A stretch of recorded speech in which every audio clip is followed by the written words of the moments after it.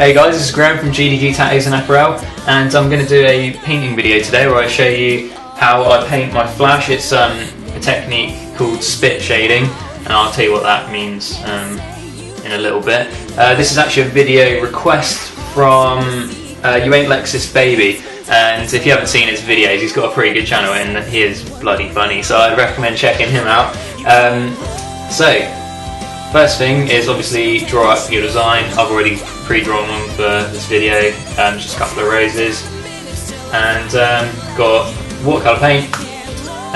It's Daler-Rowney paint, and the paper I'm using is also Daler-Rowney, and the brush that I use is a cat's tongue brush, and that's pretty much all you need to know. So what I'll start off by doing is just getting a bit of water, watering down a little bit of this watercolour. You're going to get quite a bit of water in it, but for this part you need it quite dark. This is for the shadows, and then you're going to fade this out with a different brush. So if I start down here, just put in some pigment. I'm going to just build up quite a dark area and sort of kind of get the shape of how you want the shading to look coming out of that. Something like that. And that's just solid at the moment. So then what you need to do is you need to get your other brush, get a bit of water on it, and just go along the edge and just fade that out. Give it a dry off. I always keep a bit of kitchen roll on my hand so I can just like dry the brush off in between. You've got to keep it clean. This brush has got to be kept clean. The other one's obviously for putting the dark areas in. And so yeah, that's that faded out, that's that bit. I'll do a zoom in on this at the end as well so you can see exactly what I'm doing, how it looks. Just do a bit more. So I just do a couple of maybe like a couple of petals and a leaf just to give you the idea. Then I'm going to speed it up, so it's more like a speed drawing video. But a couple of things you might like to know if you're into this sort of thing is where the word spit shading came from. Well, not the word, you know, the phrase spit shading. Basically, the artists back in the day, you know, the old school artists, what they would do is they would get their watercolour and they would paint in the black areas like I'm doing now with one brush, and they'd take another brush, a clean brush, and they'd actually get some saliva off their tongue and they'd use that to water down the edges.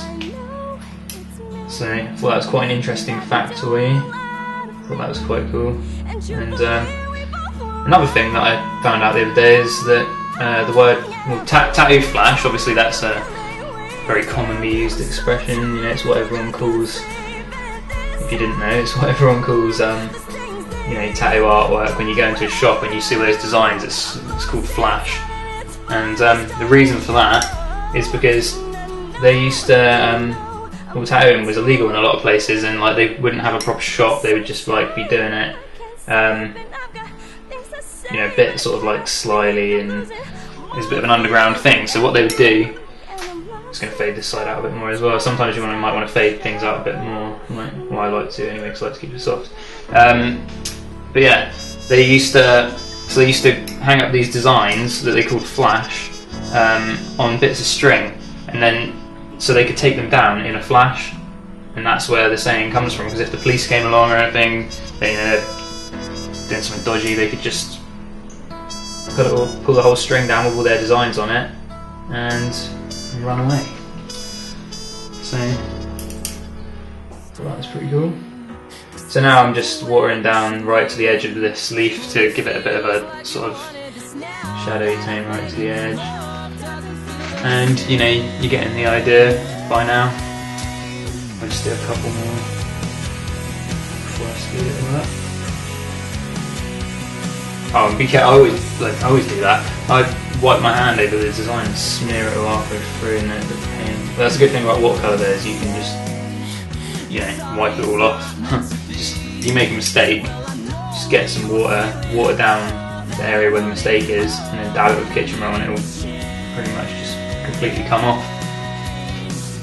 So quite handy, because a lot of people have been using inks recently. You know, I'm not a great fan of inks. I think I've mentioned this in one of my videos before, because they're permanent. They don't, you know, if you make a mistake, that's it. You've got to start the whole thing all over again. I just can't be bothered with any of that. It's just a pain.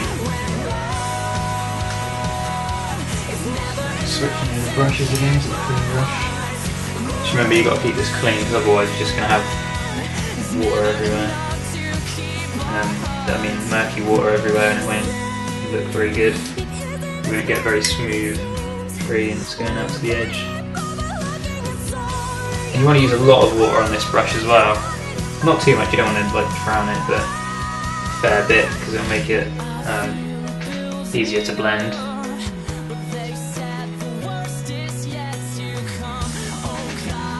So these few leaves done just to show you the general gist of it. I suppose this might help some of you out. Not really much to it. I can't really explain too much more in depth than I have, because it's not really that hard once you get the hang of it anyway. So what I'm going to do now is I'm going to shut up talking, and I'm going to speed this video up, and then I'm going to show you the finished result. The worst is yet to come.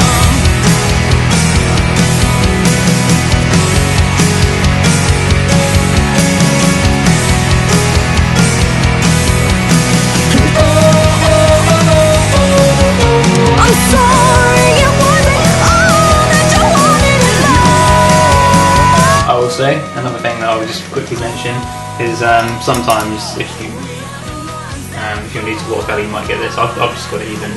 It's basically when the paint dries, it goes a bit lighter. You wouldn't really notice how light it was until it dries, and then just go back over it. It's easy enough. Just quickly throw a bit more pigment in there, because we want the blacks to be really, really, really black for it to look really good.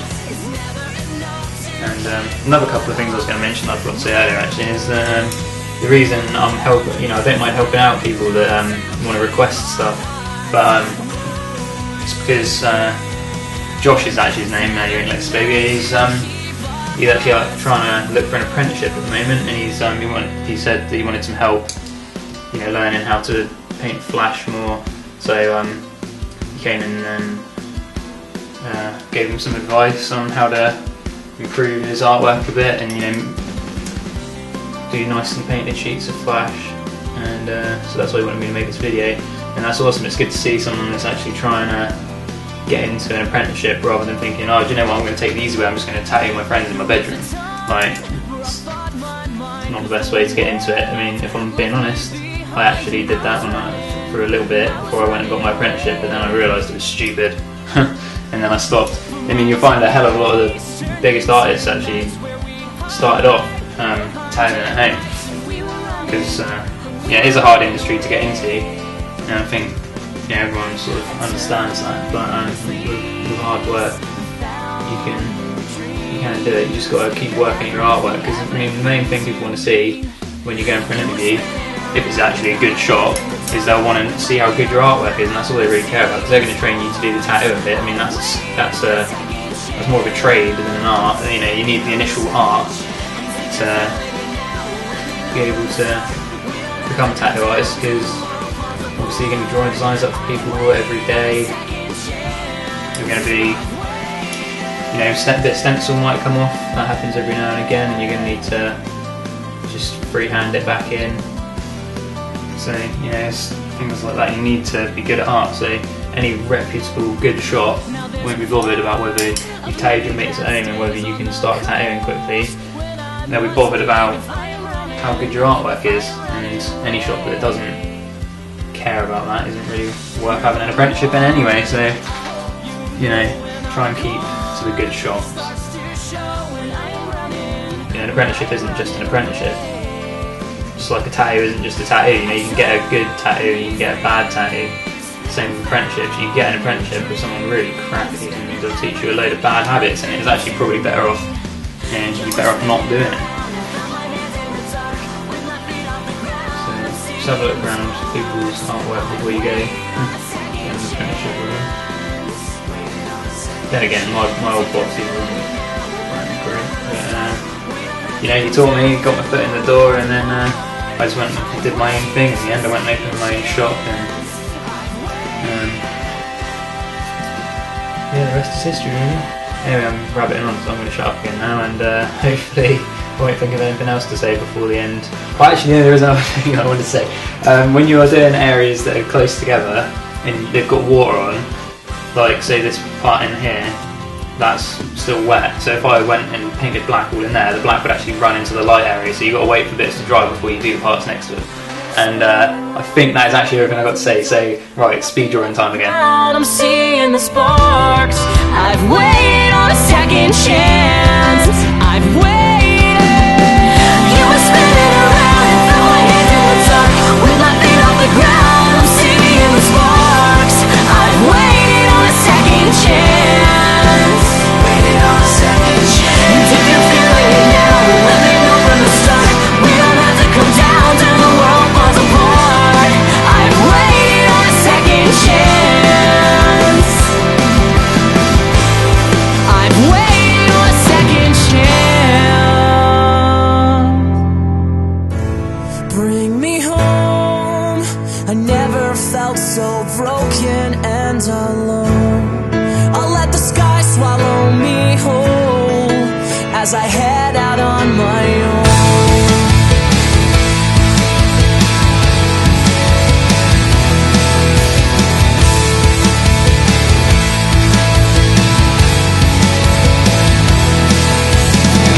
I stared down at the city lights. I spread my arms and claimed it mine. Bravely I scream for the world to see that I'm not afraid to dream. Bring me home. I never felt so broken and alone. I'll let the sky swallow me whole as I head out on my own. Deaf ears scream through the sleepless nights as I battled with the time. Farewell to all the things I knew and all the things I left behind. Bring me home. I never felt so broken and alone. I'll let the sky swallow me whole as I head out on my own. Bring me home. I never felt so broken and alone. Yeah, I'll be doing plenty more videos on paintings and mainly speed drawings probably. I wasn't really planning on doing too many sort of tutorial sort of videos when I started this channel, but then again, you know, if people want to see them, I'm more than happy to do them. Just give me a request, just leave a comment, or you know, somehow let me know. There's plenty of ways of getting in touch, and if I like the idea, I'll make a video on it. Saves me having to think of ideas for videos on it, so makes my life easier.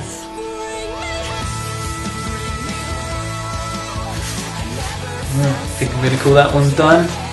And yeah, thanks for watching. And like I say, if you have any suggestions for videos or anything, or any requests, just let me know. And you can view my website, t-shirts that I've painted, and my tattoo portfolio if you want to come in and get some work done at gdgtattoo.com. I'll put the link in the description. So thanks for watching, cheers.